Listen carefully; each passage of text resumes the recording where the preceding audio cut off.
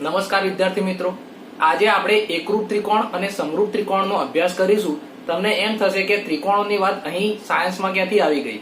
તો સાયન્સમાં આપણે મોટવણીનું સૂત્ર જ્યારે તારવવાનું આવશે ત્યારે અંતર્ગોળ અરીસામાં મોટવણીના સૂત્રમાં સમરૂપ ત્રિકોણોની જરૂર પડશે. તો આપણે એ બંને મુદ્દા સમજીશું, જે બંને તમારે 10મા મેથ્સમાં પણ આવશે. ત્યારબાદ મોટવણી કોને કહેવાય તે ચર્ચા કરીશું અને સમતલ અરીસામાં મોટવણીનું સૂત્ર શું આવે એ આજે આપણે જોઈશું. સૌપ્રથમ એકરૂપ ત્રિકોણો અથવા એકરૂપ આકૃતિ કોને કહેવાય એના વિશે તમે પ્રાઇમરીમાં પણ માહિતી મેળવેલી છે અને 9મા ધોરણમાં પણ માહિતી મેળવેલી છે.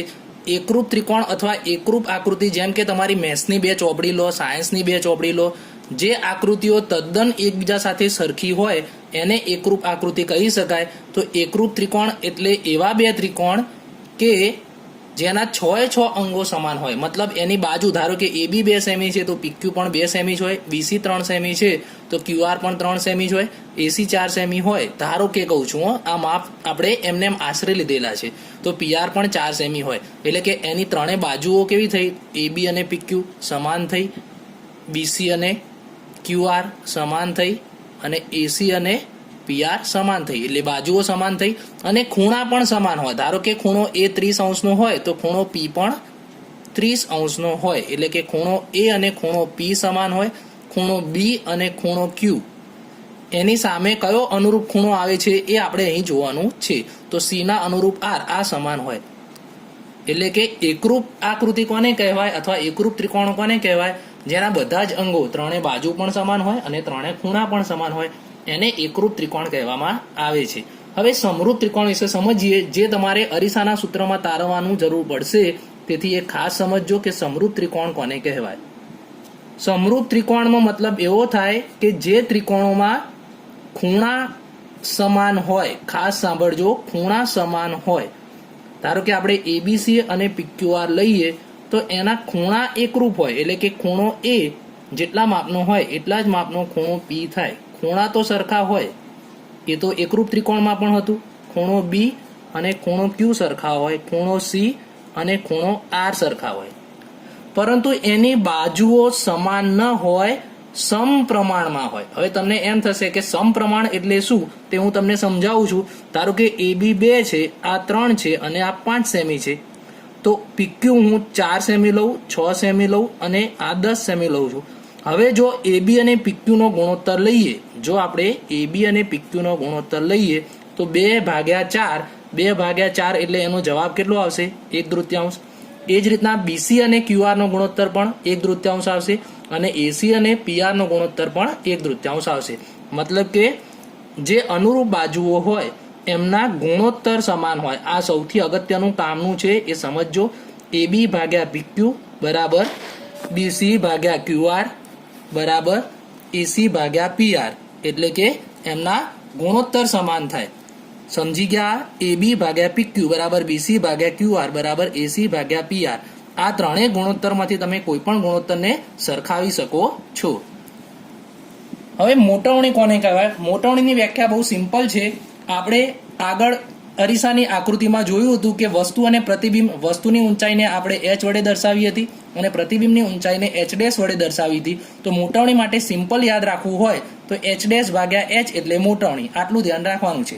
h' એટલે પ્રતિબિંબની ઊંચાઈ અને h એટલે વસ્તુની ઊંચાઈ. તો આપણે વ્યાખ્યા લખવી હોય તો શું લખીશું? પ્રતિબિંબની ઊંચાઈ, ખાસ ધ્યાન રાખજો, ઉપર આવશે પ્રતિબિંબની ઊંચાઈ. પ્રતિબિંબની ઊંચાઈ અને વસ્તુની ઊંચાઈના ગુણોત્તરને મોટવણી કહે છે. પ્રતિબિંબની ઊંચાઈ અને વસ્તુની ઊંચાઈના ગુણોત્તરને મોટવણી કહે છે. ઉપર કમ્પલસરી પ્રતિબિંબની ઊંચાઈ રાખજો. મોટવણીને ઇંગ્લિશમાં મેગ્નિફિકેશન કહેવામાં આવે છે. તેથી મોટવણીને આપણે M સંજ્ઞા, એનો પહેલો અક્ષર M સંજ્ઞા વડે દર્શાવવામાં આવે છે. તેથી આપણે સૂત્ર શું લખી શકીએ? M બરાબર h'/h. M બરાબર h'/h. આ સૂત્ર લખી શકીએ. હવે તમે વિચારી શકો છો કે મોટવણીનું જો આ આન્સર માઇનસમાં ક્યારે આવશે, ઋણ ચિહ્ન ક્યારે આવશે? તો પ્રતિબિંબ વાસ્તવિક હોય ત્યારે. કેમ વાસ્તવિક? આપણે ભણી ગયા વાસ્તવિક એટલે u હોય.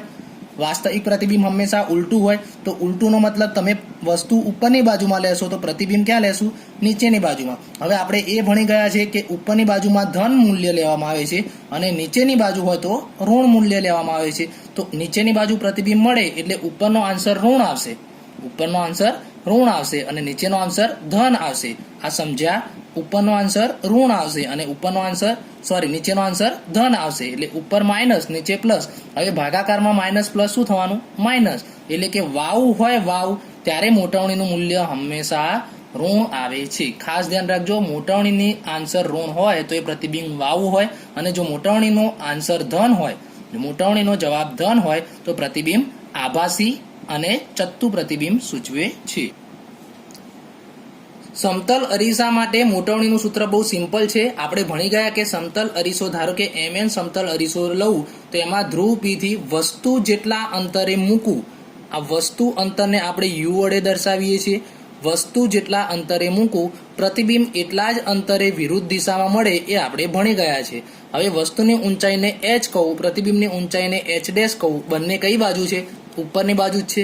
બંને ઉપરની બાજુ છે. હવે આપણે આની મોટવણીનું સૂત્ર લખવું હોય તો મોટવણી બરાબર શું લખીશું? વસ્તુની ઊંચાઈ સૌથી પહેલા ઉપર કોણ આવશે? h' એટલે કે પ્રતિબિંબની ઊંચાઈ અને વસ્તુની ઊંચાઈના ગુણોત્તરને મોટવણી કહે છે. એટલે ઉપર પ્રતિબિંબની ઊંચાઈ, નીચે વસ્તુની ઊંચાઈ. હવે તમે h બરાબર h' લખી શકો કે ના લખી શકો?